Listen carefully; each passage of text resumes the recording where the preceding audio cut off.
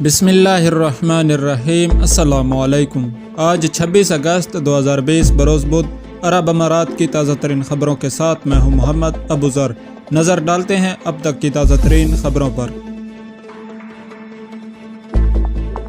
Dubai نے تمام ممالک کے لیے وزٹ ویزوں کے اجراء کا عمل شروع کر دیا ہے، جبکہ دیگر امارات نے ابھی تک وزٹ ویزوں کے اجراء کے بارے میں حتمی فیصلہ نہیں کیا۔ دبئی آنے کے خواہش مند حضرات وزٹ ویزوں کے لیے ٹریول ایجنسیوں سے رابطہ کر سکتے ہیں، کیونکہ ابھی صرف ٹریول ایجنٹوں کے ذریعے ویزے جاری کیے جاتے ہیں۔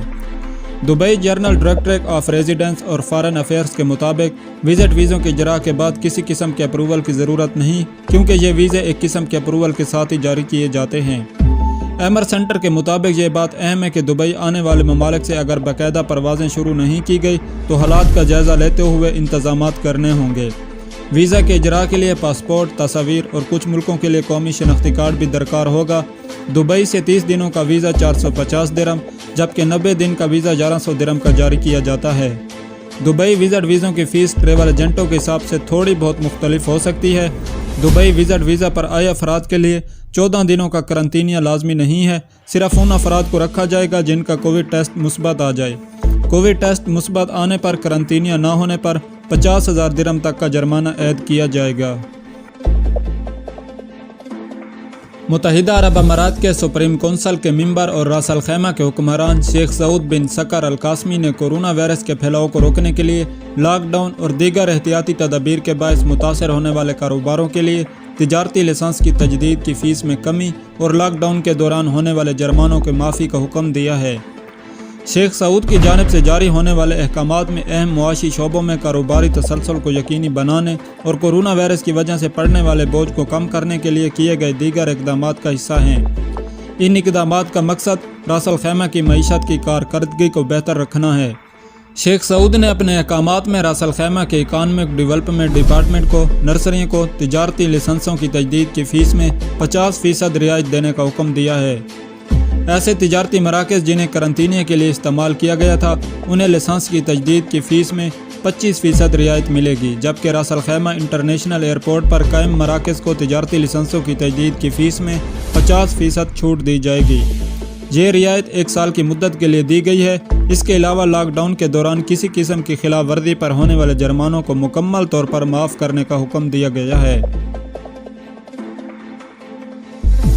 متحدہ عرب امارات کے مریخ مشن نے 100 ملین کلومیٹر کا فاصلہ طے کر لیا۔ نائب صدر وزیر اعظم اور دبئی کے حکمران شیخ محمد بن راشد ال مکتوم نے اعلان کیا ہے کہ کسی دوسرے سیارے پر جانے والے عرب دنیا کے پہلے مریخ مشن نے 1 ماہ کے دوران مریخ کی جانب اپنا سفر کا 5واں حصہ مکمل کر لیا ہے۔ شیخ محمد بن راشد ال مکتوم نے مشن کے اسٹار ٹریکنگ کیمرے سے لی گئی 2 تصاویر ٹویٹ کرتے ہوئے لکھا ہے کہ مریخ مشن سرخ سیارے تک اپنا سفر کے دوران اب تک 100 ملین کلومیٹر کا فاصلہ طے کر چکا ہے۔ انہوں نے کہا کہ امید ہے کہ یہ مشن فروری 2021 میں مریخ پر پہنچ جائے گا۔ شیخ زید فالکن ریلیز پروگرام کے تحت رواں سال 76 شاہین چھوڑے گئے۔ زید فالکن ریلیز پروگرام نے اعلان کیا ہے کہ اس نے رواں سال 76 شاہین جنگل میں چھوڑے ہیں، جس سے 1995 میں اس پروگرام کے آغاز سے اب تک چھوڑے جانے والے شاہینوں کی کل تعداد 2000 سے تجاوز کر گئی ہے۔ متحدہ عرب امارات میں کورونا کی دوسری لہر آ سکتی ہے۔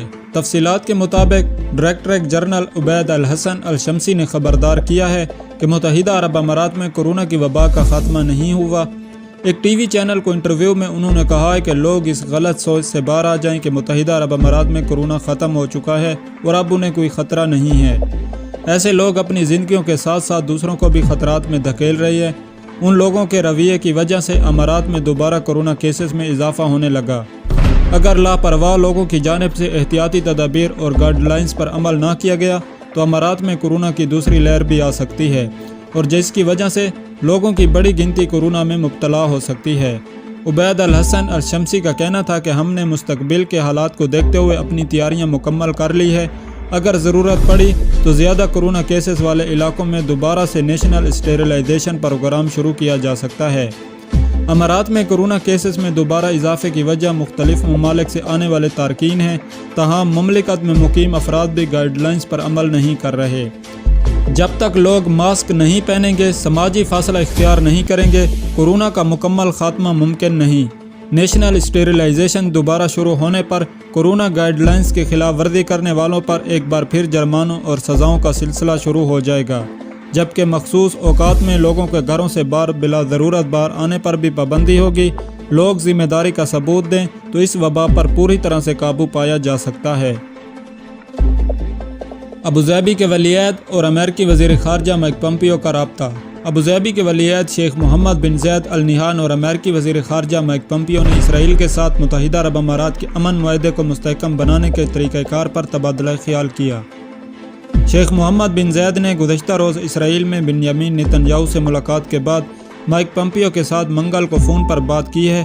امریکی وزیر خارجہ رواں ہفتے امارات کا دورہ کرنے والے ہیں۔ امارات کی خبر رساں ایجنسی وام کے مطابق دونوں رہنماؤں نے امریکہ اور امارات کے مابین اسٹریٹجک تعلقات پر تبادلہ خیال کیا۔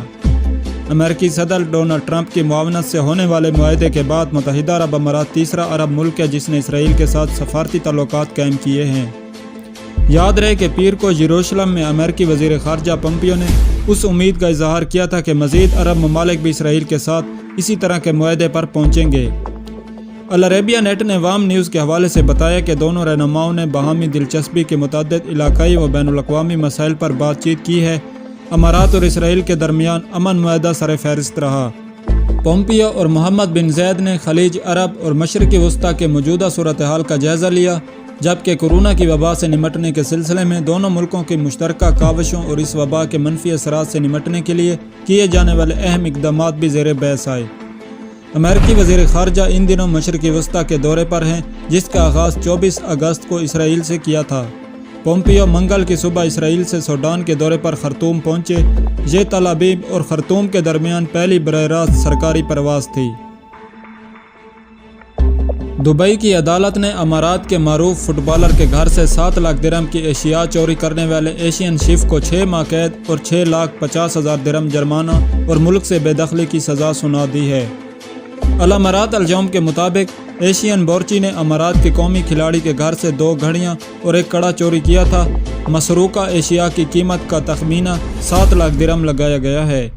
ملزم نے شروع میں الزام قبول کرنے سے انکار کر دیا تھا، پھر اقبال جرم کرتے ہوئے کہا کہ اس نے گھر میں موجود چھوٹی سی تجوری چوری کی تھی جس میں قیمتی اشیاء محفوظ تھی۔ متحدہ عرب امارات میں ایکسپائری ہو چکے ادویات کو تلف کرنے کا نیا طریقہ کار واضح کر دیا گیا۔ متحدہ عرب امارات کی وزارت صحت کی جانب سے حال ہی میں ایکسپائری ہو چکے ادویات کو مناسب طریقے سے تلف کرنے کے لیے ایک آن لائن سروس کا آغاز کیا گیا ہے۔ اس سروس کو اسمارٹ فون کے ذریعے کسی بھی وقت حاصل کیا جا سکتا ہے، جہاں پر صحت اور فارمیسیز کے اداروں کے مالک اور ان کے ملازمین اپنا فارم جمع کروا سکتے ہیں۔